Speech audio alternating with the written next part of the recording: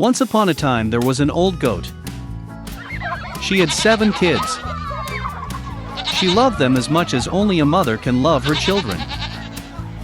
She was going to go into the forest, bring herbs and branches for lunch.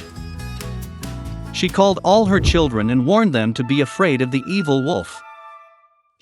He often pretends, but you can immediately recognize him by his rude voice and black paws.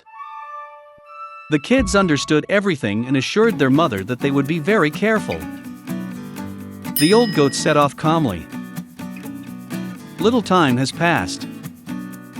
Suddenly, someone knocked on the door and shouted in a rude voice that the kids should immediately open it. But the kids from the rough voice realized that it was a wolf. They answered that it was not mother's voice. Her voice was kind and thin, and this voice was very rude, which means it was a wolf. Then the wolf went to the merchant and bought himself a large piece of chalk. He ate it, and his voice became thin. He came back, knocked on the door, and in a thin voice asked the kids to open it. The wolf put its paw on the window and waits.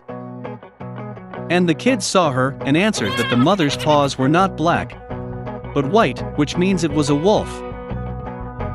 Then the wolf ran to the bakery and asked to give him some dough. The wolf anointed his paw with the dough. The villain approached the door for the 3rd time, put his white paw on the window and knocked. They saw the kids that the paw was white, and thought that it was their mother. They opened the door, but there was a wolf in front of them. They got scared and began to scatter in all directions. One kid jumped under the table, another on the bed, the 3rd on the stove, the 4th into the kitchen, the 5th into the closet, the 6th under the sink, and the 7th hid in the grandfather clock. But the wolf found them all, opened its jaws and swallowed one by one. Only one thing he did not find: the youngest, who hid in the clock. Having eaten his fill, the wolf left. He stretched out on a green meadow under a tree and fell asleep. Soon an old goat came home from the forest. Oh, what did she see there? The door was wide open. The table, chairs, benches were overturned. The wash basin was broken. Pillows and blankets were thrown from the bed. She began to look for her children, but she could not find them anywhere. I called them by name, but no one answered. She went up to the clock, and in response there was a thin voice of the youngest kid.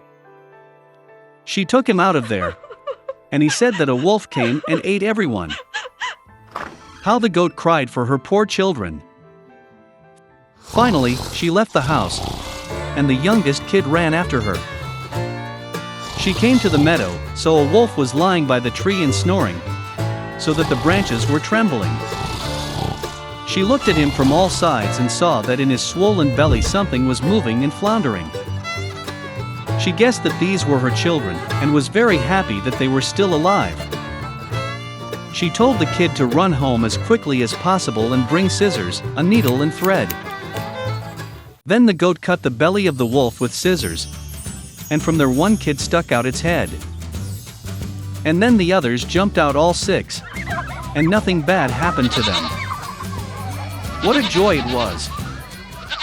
They began to hug their mother, jump and dance.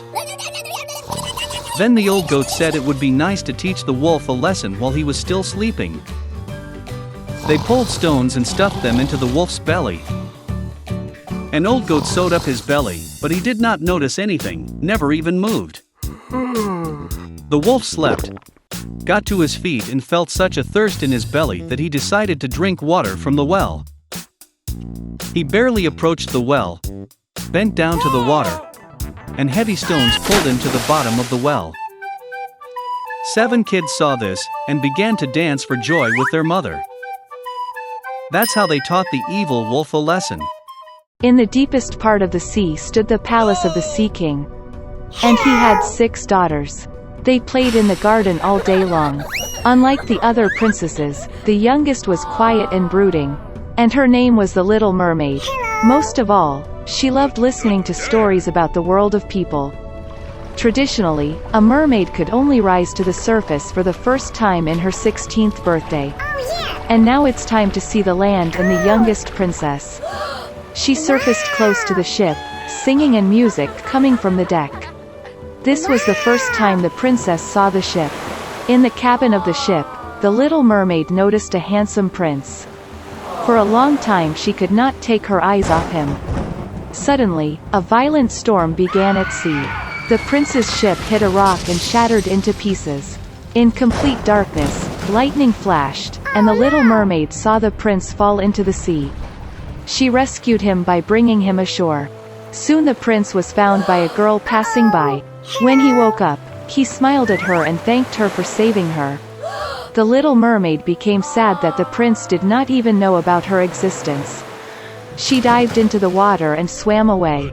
From her father's stories about people, the little mermaid knew that they considered the fishtail of mermaids to be ugly.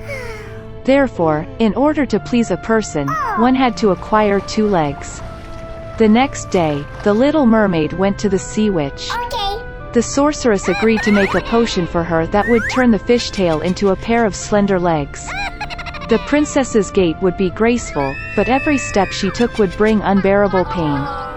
And if the prince married another, the little mermaid would turn into sea foam. In return, the witch wished to take her wonderful voice from the girl. The princess was ready for anything to be close to the prince, and she agreed. Having sailed to the prince's palace at night, the little mermaid drank a magic drink. A sharp pain shot through her and she passed out. Waking up in the afternoon, the girl saw the prince in front of her, and lowering her eyes, found 2 legs instead of a fishtail. The prince tried to find out who she was and how she got here, but the little mermaid could not speak. Despite her airy gait and beautiful dancing, she felt terrible pain in her legs. The prince became more and more attached to the little mermaid, but still treated her like a cute little child. It never entered his head to make her his wife. Once the prince admitted that his heart is occupied by the one who saved him long ago on the shore, and they are going to get married. The little mermaid was very upset, but could not tell him the truth. When it was time for the wedding, the prince invited the little mermaid to go with the newlyweds on a honeymoon trip.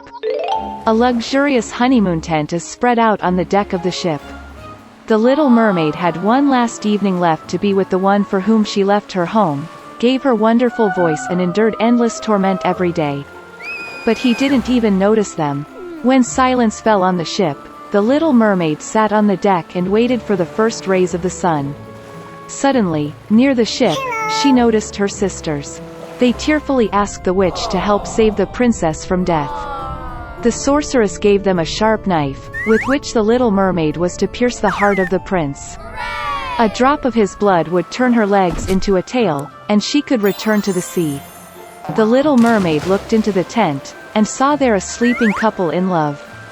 She did not find the strength to take the prince's life, and threw the dagger into the sea. With grief, the little mermaid threw herself into the water. But the kindness of the princess melted the heart of the wicked witch. The sorceress cancelled her spell, and the little mermaid again had a fishtail instead of human legs.